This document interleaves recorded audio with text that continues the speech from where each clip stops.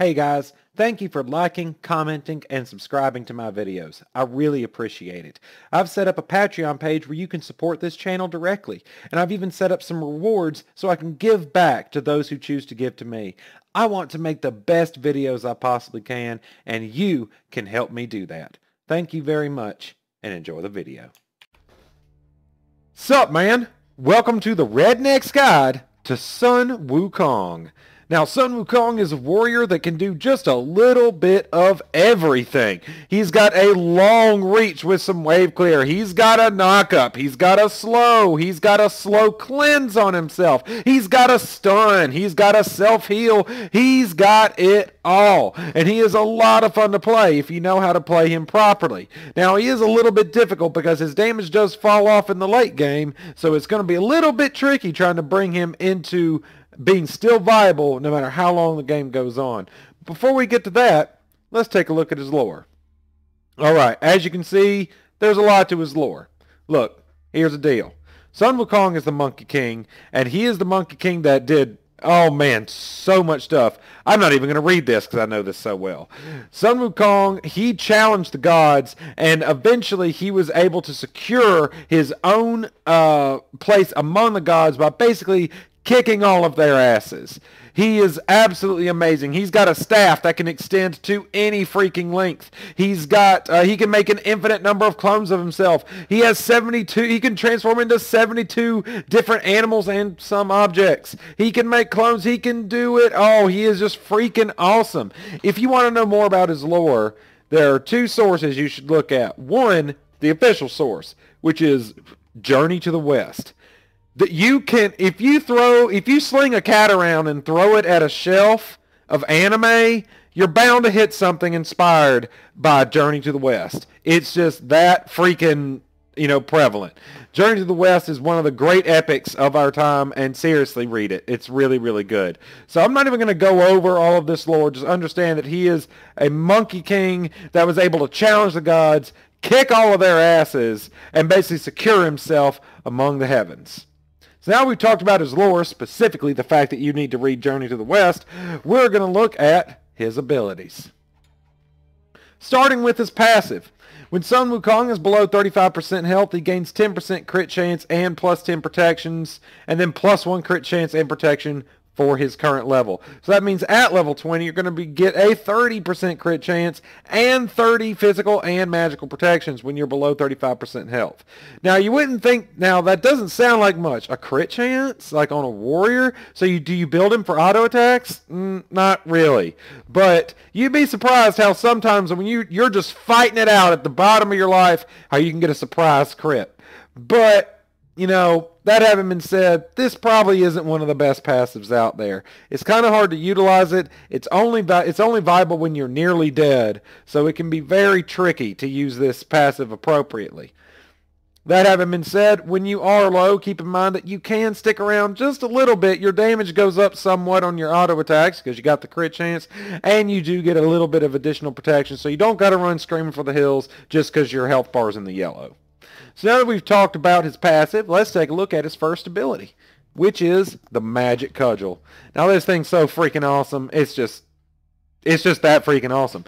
Sun Wukong has a Magic Cudgel that can extend to any length. However, in Smite, what it is Sun Wukong's Magic Cudgel is you're going to throw it out in a line in front of you, and you're just going to deal some damage. And it goes a long way. It is an extremely long poke, and it's going to hit everything in that line. It's also going to deal an additional 25% damage to minions and jungle creeps. The damage goes from 80 to 240 plus 50% of your physical power. So it's pretty decent in the early and mid game, but with only 50% of your physical power on the scaling, in the late game, it's not going to do that much. However, its cost is only 50 to 90, and it's got a 10-second cooldown. It's really useful for the poke and for the early game wave clear. Towards the end of the game, though, it's not going to do a whole lot, but you can still just throw it out just to kind of harass. So now that we've taken a look at the Magic Cudgel, let's take a look at his second ability, which is Master's Will. Now, Master's Will, we've kind of talked about this before. Remember Gungnir's Might from Odin, his 3 that slows? That's exactly what this is, except it only hits once. It is otherwise absolutely identical. You're going to, in a 360 round, you're going to hit all gods, or you're going to hit all enemies. All enemies that you hit are going to be slowed by 30% for 2 seconds. It does 90 to 290 plus 50% of your physical power. So again, decent damage, but the scaling's not that great. And its cost, however, is really low at 60, and it only has a 10-second cooldown. So still not too bad. So you're basically going to use this whenever you just need to slow somebody. Think of it in the exact same way as Gungnir's Smite from Odin. Use it to land that slow. Now that you've taken a look at his Master's Will, let's take a look at his more complicated ability, which is 72 transformations. Now, here's the first thing about this ability. Where you activate it is going to determine what animal you turn into, where your ground target is. There are 3 locations on your ground target that are going to, the closest one to you is going to turn you into a bull, the middle is going to turn you into a tiger, and the far out is going to turn you into an eagle. And this is what those things do, because they're all different. When you turn into the bull or the ox, you're going to deal 50 to, you're going to just dash forward. You're going to be immune to slows and roots while in bull form. You're going to dash forward and you're going to just move around, and you're going to deal 50 to 210 plus 60% of your physical power to all enemies, and you're going to knock them up. So bull form is going to just go through enemies. It's going to knock them up, and it's going to cleanse you of slow and root effects, and you'll also be immune to any new applications of slow and root while in your bull form. So that's pretty nice. Now for the middle, which is tiger form. Tiger form is going to be your bread and butter move. This is going to be the move that's going to deal the most damage out of anything in your kit, and it's also going to stun from 1 to 1.4 seconds.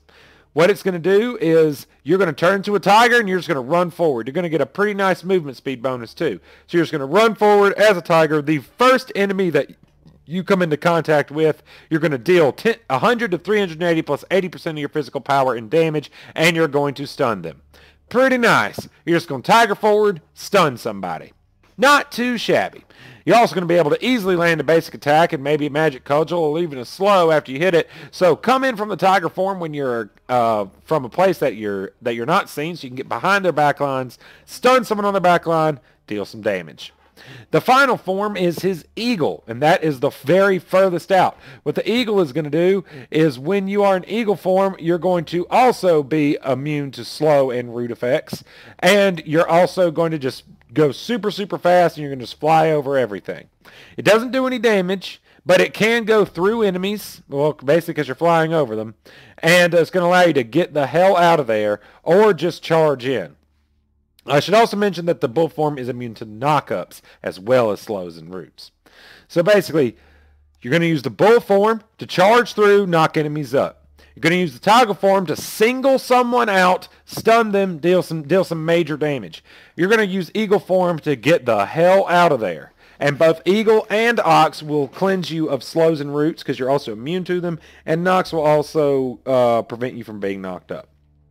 So that is 72 transformations. Once we actually get into the combat tutorial, I'm going to go a little bit more in depth because where you place it does matter. Where your ground target is, it determines which animal you turn into.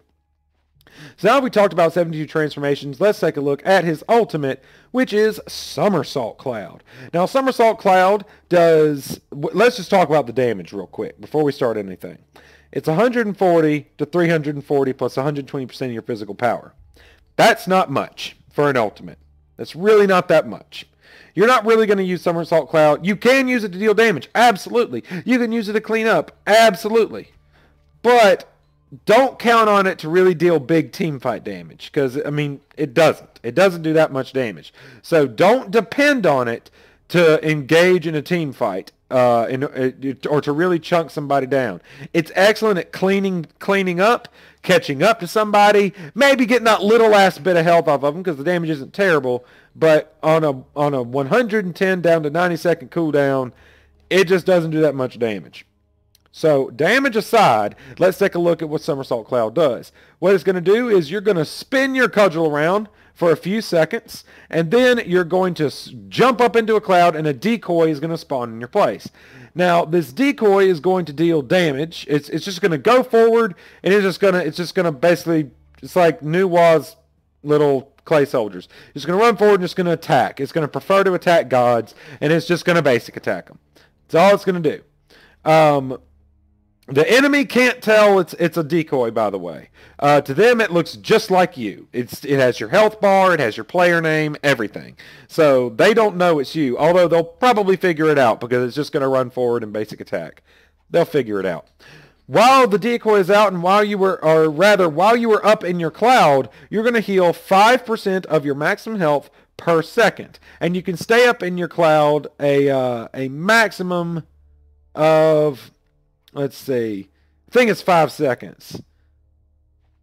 It doesn't say, but I think it's 5 seconds. So you're going to stay up in your cloud. You're going to heal 5% of your maximum health every second for 5 seconds, so up to 25% of your maximum health. And then you're going to be able to leap down to a ground target and deal some damage. Now remember, the damage ain't that great, but hey, it's pretty nice. If you leap up and your decoy goes out, you can come down immediately, and your decoy will still be there, and you will be able to fight with your decoy. So that is pretty nice too. You can use your somersault cloud as a nice little escape, because while you're twirling your cudgel, you are CC immune. And you're going to go up, you're going to heal, and you can just leap down to wherever you need to leap down to. So Somersault Cloud is an excellent way to either get out of a really nasty situation or go in and engage when the situation really calls for it. So now that we've taken a look at all of his abilities, let's take a look at how we're going to build Sun Wukong. So Sun Wukong can be built three main ways. One is a tank, one is ability based, and one is auto attack based. Now the auto attack based is really hard to pull off, so we're not going to look at that. And while he can be a good tank, he does have some pretty good damage, and we want to make some good use of that tiger and that cudgel to be able to really land a hurt on somebody if we need to. So we're going to look at kind of an ability based build that's going to focus on giving him some decent protections while also allowing him to really dish out some major damage. So here's the thing. The first thing you're going to get is Bluestone Pendant. Bluestone Pendant is going to give you 15 physical power and 100 mana, and enemies hit by your damaging abilities will take an additional 30 damage over 2 seconds. That max 2 stacks, so you can take up to 120 damage if you hit them with 2 abilities. Now that might not sound like much, but I can tell you at least every other game, somebody dies from the tick of Bluestone Pendant. You would be surprised how often that tick actually does kill somebody. So Bluestone Pendant is going to give us a little bit more damage on our attacks, basically another 60 damage on every one of our abilities, which is not too shabby. And it's also going to give us a nice bit of mana and some physical power. So we're going to pick up Bluestone Pendant just to allow our abilities to get a little bit more oomph in them. After you get Bluestone Pendant, you're going to get, surprise, surprise, Warrior Tabi. It's going to give you the 40 physical power, the 18% movement speed. It's just awesome. It's just good. So we're going to get Warrior Tabi second. After you get Warrior Tabi, we're going to go with Stone of Gaia. And we're going to get Stone of Gaia because the health is super nice. The HP 5 and the MP 5 is also really nice. And, of course, the ridiculous health regeneration you're going to get. This is going to allow you to stick around for freaking ever. You guys know, if you've seen my other videos, Stone of Gaia is just a great item. It's great, especially in the early game. And Sun Wukong does have some mana problems. This is going to give him a lot of MP5 so he can stick around a little bit longer and allow him to stay in lane for freaking ever. Now after we get Stone of Gaia, we're going to start working on some damage and cooldown, and we can of course get that all in one package with our Jotun's Wrath Classic. It's going to give you the 40 physical power, 150 mana, 10 physical penetration, and 20% cooldown reduction. It's just got it all. If you're looking for damage, power, if you're looking for damage, mana, cooldown, and penetration, then this is it, because it's got it all. So we're going to get Jotun's Wrath to really cause our abilities to start dealing some more significant damage, as well as giving us a lot of cooldown to work with.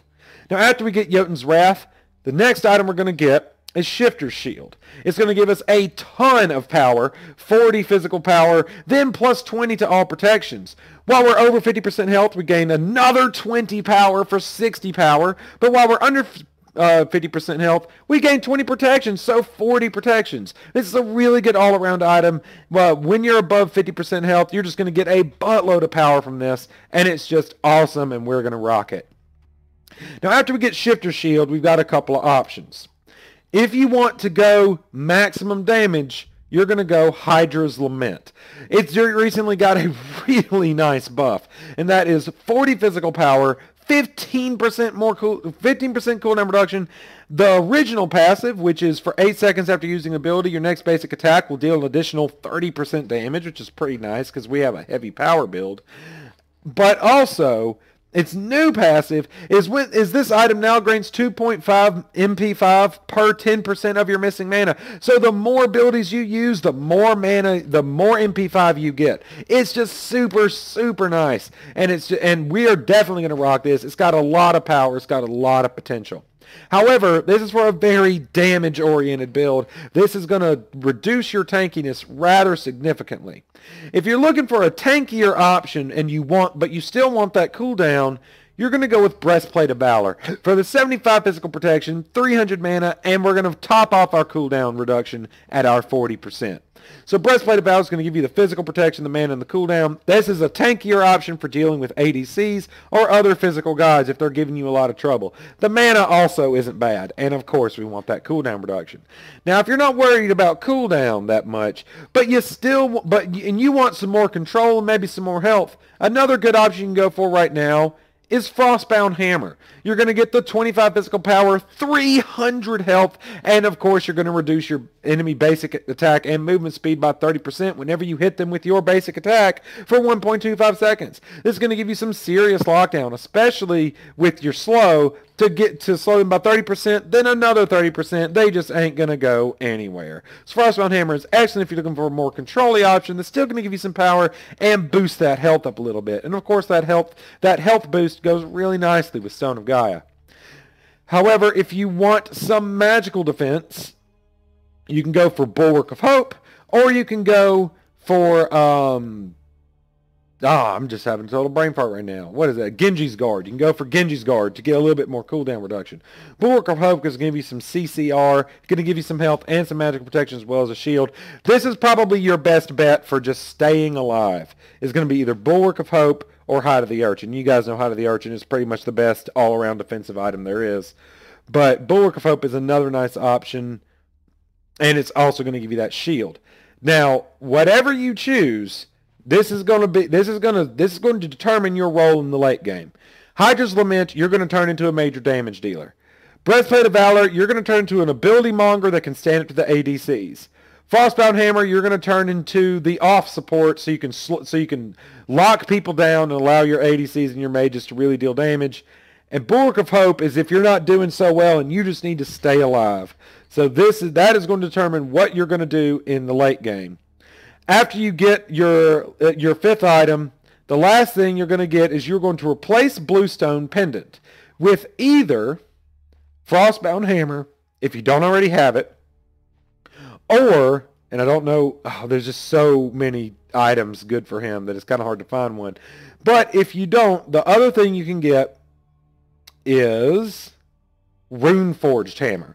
Runeforged Hammer is going to give you 40 physical power, 200 health, and enemies who are within 30 units of you and are slowed take 10% more damage from all sources. Now, there's a lot of confusion about this item.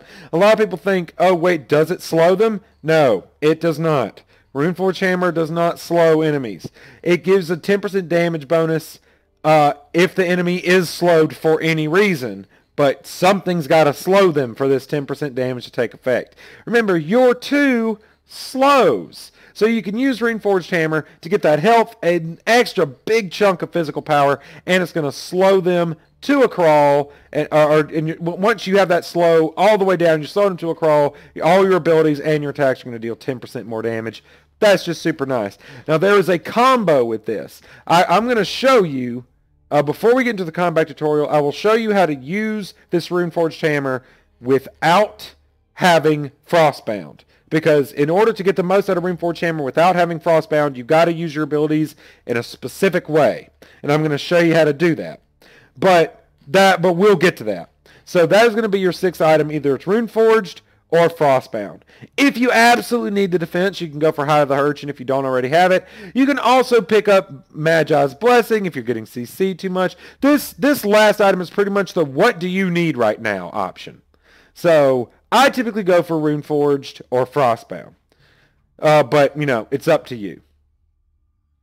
Now, as far as relics go, I like to get Curse. Getting that slow is super nice. Preventing their healing is super nice. And it's also going to make you very helpful as a support or as someone who's really getting into the thick of things, slowing down enemies. Curse is just great, and it's also going to disrupt their healing.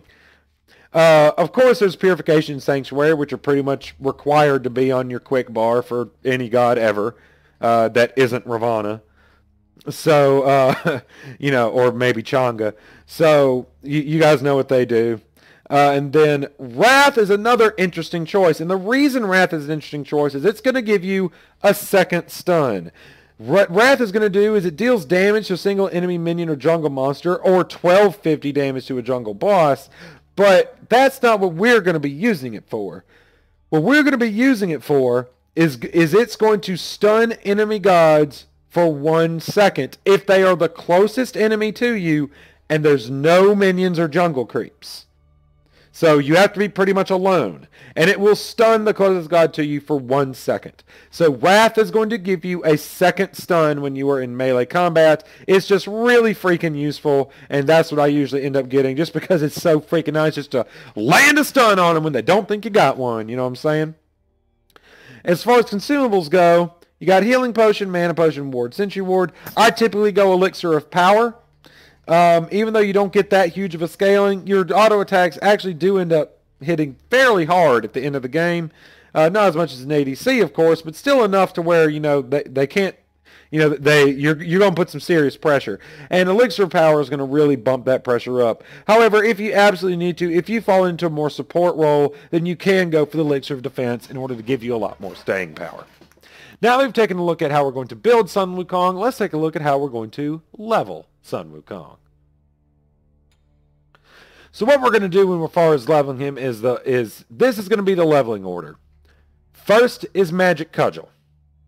The reason we're going to go for Magic Cudgel first over Master's Will, which Master's Will technically does a little bit more damage, is the Magic Cudgel is your wave clear. It's a huge, long line that deals damage, and even though it does a little bit less damage than Master's Will, that huge long line is too daggum useful. The poke on it, the range on it, too good. So we're going to level Magic Cudgel first. The next thing we're going to level is not Master's Will. It's 72 transformations. The reason we're going to do that is we want that tiger stun to get longer. We want that tiger damage to get bigger, because tiger damage is your biggest single damage source. So we're going to want to level that second so your tiger does maximum damage. And then we're going to level Master's Will last. Even though the damage is technically higher than the cudgel, we're not going to use it that much in the early game. In the mid game, we've really got to get that 72 transformations going. So we're going to level it last. Because all we're really getting out of is the damage. The slow doesn't increase. It doesn't change the cooldown or anything. So we're going to level it last. Now, you can pick up Somersault Cloud at every opportunity. I don't. I pick up Somersault Cloud at level 5, and then I don't get it again ever until level 17, and I start leveling it. I don't really use it for the damage. The damage doesn't really go up that much. The healing doesn't change. The scaling doesn't change. Now, the cooldown does go down, so that's really nice. But I want to get that Cudgel Tiger combo as quickly as I can. So, actually, I only pick it up at level 5, and I just go straight, keep leveling my Cudgel and my Tiger, and then go into Master's Will. So, at level 16, I've got maximum damage on all my abilities, except for my ultimate. Now, for your level 1 through 4, you're going to do Cudgel, Transformations, Cudgel, Master's Will. Yes, Cudgel, Transformations, Cudgel. Having that second level of Cudgel at level 3 is going to allow your Cudgel to hit just a little bit harder, and it's going to allow you to put a little bit more pressure on people in the early game. I don't really use Master's Will that much in the early game, but having that long-range poke is very, very useful. We are, however, going to pick it up at level 4 because you are going to want that slow by level 4. So again, Magic Cudgel, 72 transformations, then Master's Will. You can level your ult at every opportunity, or you can just get it once and never touch it again until it's the only thing left. Up to you. So now we've talked about how to build Sun Wukong and how to level him. Let's see how he's going to perform in combat. But first, let's take a look at how to do the Runeforged Hammer Hydra's Lament combo when you don't have Frostbound Hammer.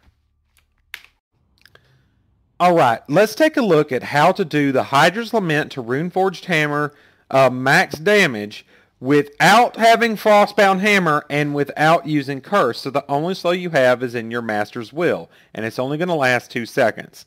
The way that's going to work is you're going to Tiger Stun, then attack, then slow, then attack, then cudgel, then attack. If you're really fast, that final attack will still get the bonus from the slow, but you have to be damn near perfect for it to actually work. So this is what that's going to look like in practice.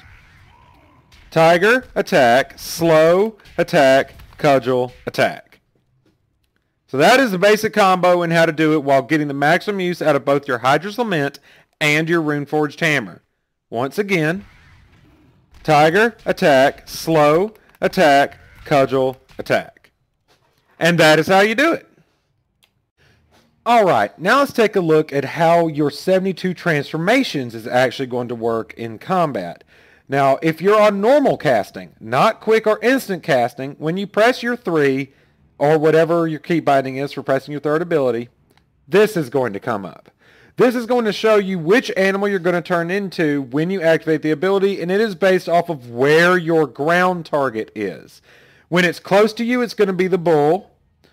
Between a little bit further out is going to be the tiger, and all the way out at the end is going to be the eagle. Now, if you're on normal casting, this isn't too big a deal. You can just put your ground target where you want to be. Press the attack button or the activate button, and it's going to turn you into that animal. However, there is a way to do this in quick casting or normal casting without without getting that little guideline. But this is what you're going to have to do it. You're going to go to your settings, and then you're going to go to targeting, and under distance line, you're going to choose ruler. What that's going to do is you can see that I have a little ruler out there in front of me. It's going to put hash marks at the 30 unit, 55 unit, and 70 unit marks, with an extra hash mark at the 55 to show that's where all range basic attacks are going to terminate. So basically, what it is, you can see that when it's really close to you, it's a bull. If you're between the 30 and 55 hash mark, it's going to be a tiger, except at the very, very, very end. And if it's past the 55 hash mark, it's going to be an eagle. So that means that, say you want to be a tiger, just put it in the middle of your hash marks, and bam, you're now a tiger. Not that shabby. So that is how you're going to do it if you want to do instant casting or quick casting without having having to have that little guideline. That's how you're going to activate it really quickly. That takes a lot of getting used to, and I usually use tiger form, so I usually keep my ground target between these two hash marks to guarantee that if all of a sudden I need to do a quick tiger, I can just activate and hit the tiger, and I'm good to go. So that is how to use that. Now that we have a good idea of how 72 transformations work, let's take a look at how Sun Wukong is actually going to perform in combat. Alright, now let's take a look at what Sun Wukong can do in combat. So, the first thing we're going to do is we're going to go ahead and pick up our Bluestone Pendant. And we're going to pick up our Warrior Toppy, or at least the first piece of it. We're also going to go ahead and get Curse. I'm going to go ahead and go with Curse. And we're going to head out into lane. Now, in the early part of the game, what you want to do is you want to just basically use your cudgel to just harass the enemy. Just poke and harass the enemy. The insane range on that cudgel is just so nice, and you can use it very effectively to just harass the enemy. Here I'm just showing, remember, you want to make sure you know where your ground target is if you're on instant or normal casting, because where it is going to determine which animal you turn into. And with practice, you can do it with instant casting and be able to know exactly what animal you're going to be at any given time. All right, now we've got some enemies coming into lane, so let's just see what they got going on. We're going to back up. We're going to wait for our allies. All right, our allies are here, so what we're going to do, they're getting into a fight. Let's just throw a cudgel in there, just do a little bit of damage. You can see that blue stone pendant doing a little bit there. We're going to turn to an ox just to knock them up, bring them a little bit closer. We're going to hit them in the face. We're going to just punch. Oh, we got a Anubis there. Look at our cudgel, just absolutely just wrecking, dealing that damage. We're not going to be able to catch up to him. But what we are going to do is we're just going to punch him in the face. And look, our cudgel comes back in 1 second. So, bleh. And that's going to be able to get that kill. Using that cudgel very effectively. And now we are low on health. We use our eagle form to just get the hell out of there. That is what I'm talking about. And since we're almost out of health, we're going to go head back to lane. But hey, double kill, not too shabby. Let's go ahead and finish off our warrior Tabi. And we're going to go right back into lane. All right, now we're off to a pretty decent start. That's not too shabby, if I do say so myself. Going to go ahead and put my ground target in the middle of my hash marks there, just so if I need to tiger form, I can just go ahead and go for it. All right, let's see. You know what? We're just going to go ahead. We're going to throw a cudgel down on him just to deal a little bit of damage. Look at that blue stone doing just a couple of ticks right there. We're going to stand back here. All right, now what we're going to do here is we missed the tiger. We were going to do a tiger, but that's okay. And, oh, look at that blue stone pendant. That's what I'm talking about. You see, it doesn't sound like a lot of damage, but you'd be surprised how often that tick from the blue stone pendant is going to get you that kill. All right, let's go ahead and smack him in the face. We're going to throw a cudgel down. Is that going to get it? No, it's not quite. The bluestone didn't work out for us this time. But hey, it definitely got us one of those kills. That's what's so good about that bluestone pendant. Being able to get you them secure kills, doing that just a little bit of extra damage, just so you can absolutely wail just a tad bit more face. All right, now we're going to head back here and see what's going on over here. Looks like they are in a little bit of trouble. We're going to go ahead and activate our ultimate. And look, we're going to stay up here so we can reg in some health because we are definitely going to need it.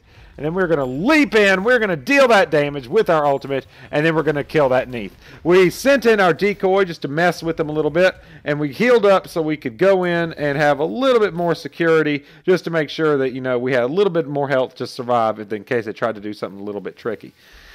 Now we're going to head back to camp. We're going to go ahead and pick up the entirety of the Stone of Gaia. Now we've got some serious sustain. We've got a ton of health. We've got just ridiculous health regging and some really nice MP regging. As you can see, we are pretty dang mana thirsty. So that is very nice that we're getting that MP5 here.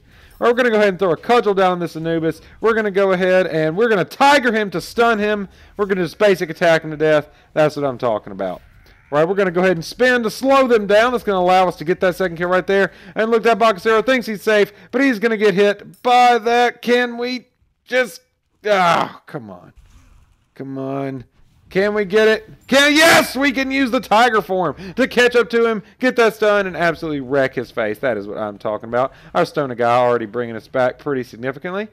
All right, we got this back here. Doesn't see we're here. We're going to go ahead and slow him to a crawl. We're going to throw a cudgel, and it's going to be able to get that kill. Just cannot get away from the insane reach of that cudgel right here.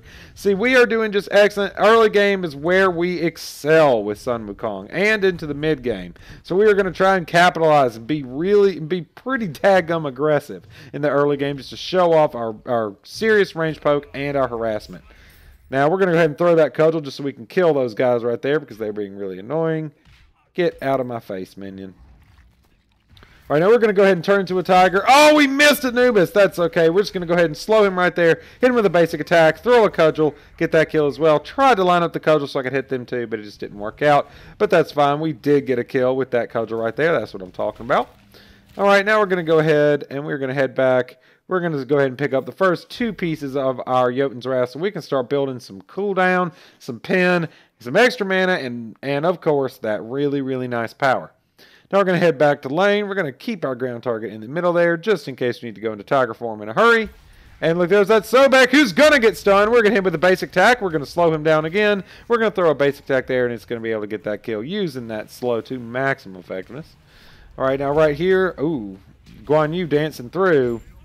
But it's just not enough. He danced through, he dodged my slow, but it just didn't matter. And now we're going to use our tiger form. We're going to stun him in the face. We're going to hit him with a basic attack, slap him with a cudgel, and that is going to get the kill right there. That is what I'm talking about. Using that tiger stun to absolutely wreck into people's face, get that stun off, lock them down, deal some damage. That is what I'm talking about.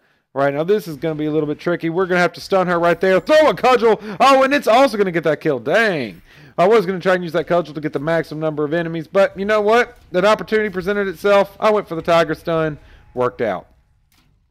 All right, now we're gonna be. Let's just go ahead and.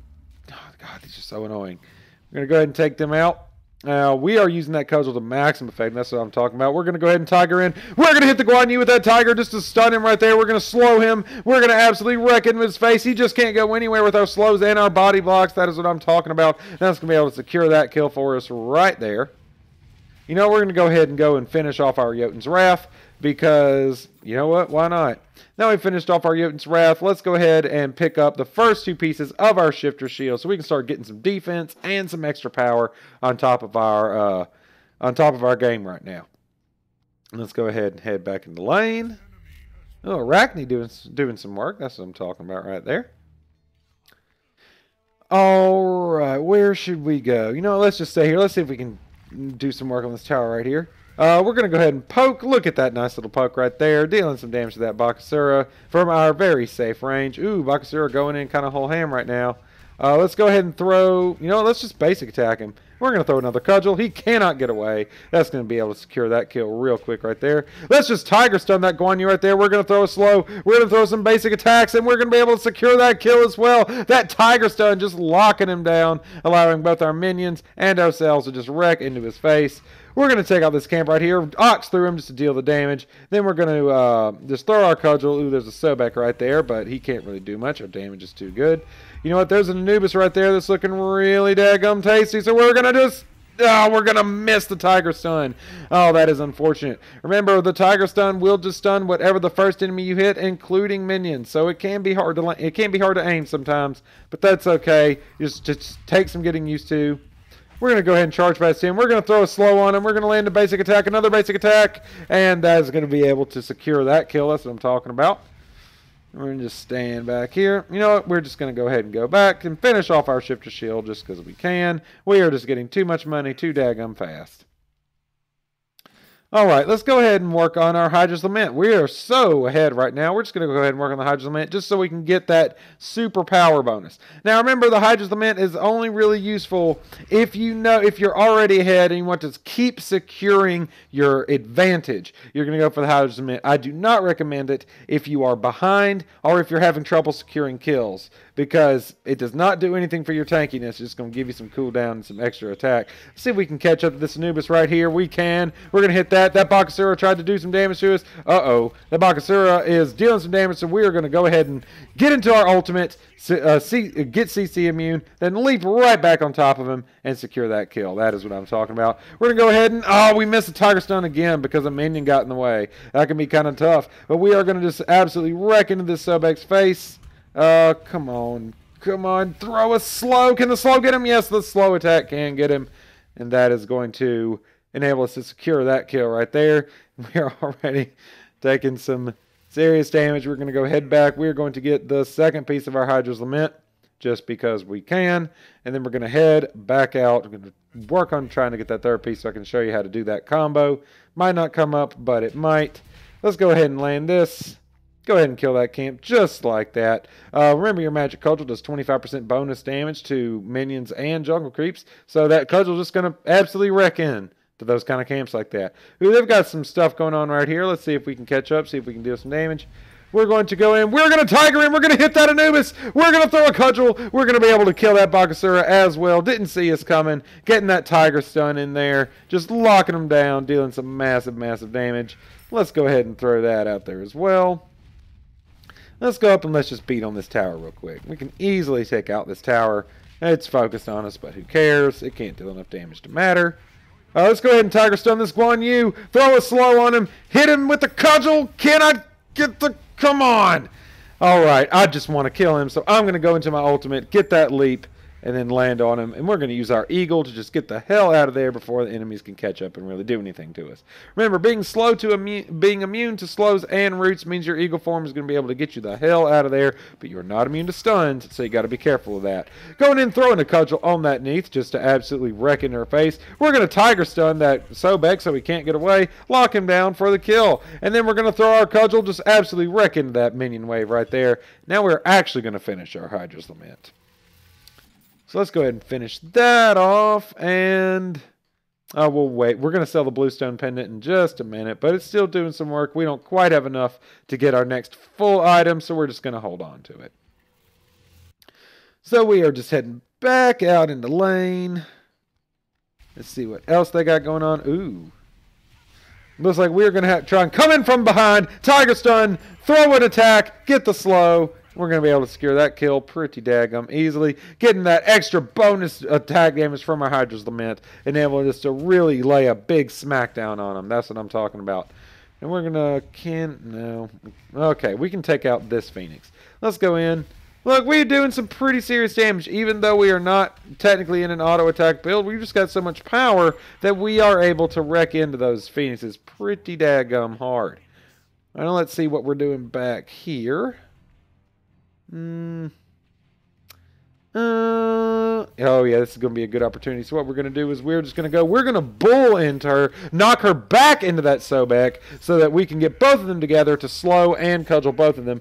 We did actually end up just killing her before without using the cudgel, but we were going to use that Ox to knock her back into the Sobek to group them together so we can get some serious group damage. Now we're coming up here. We're going to tiger form all that Anubis. It's going to get locked down. He's going to get killed. That's what I'm talking about. We're going to go ahead and use our slow just to lock him down a little bit further. We're going to use our cudgel. And we are going to go ahead and use our ult. Ooh, he actually turned on us. Too bad it's not going to matter because we just do... look, now we do have our full ultimate, but even though it doesn't do that much damage, it is enough to secure those, they're just barely getting away situations. Going to be able to help you secure those kills.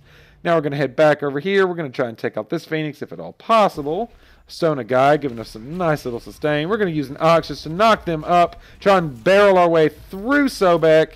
Landing some cudgels right there. Our Bluestone Pendant still doing some work. We're going to go ahead and tiger stun that Neath and wreck into her face with that. Cudgel on the Sobek, and that's going to secure that kill as well. Now, as you can see, we're using this tiger stun to maximum effectiveness. We are going to use it to absolutely lock the hell down out of anybody we come across. Now that we are up here, we're just going to use our basic attacks. We're going to try and take out this Phoenix, which we're probably going to be able to do pretty easily. Oh, look, there it goes.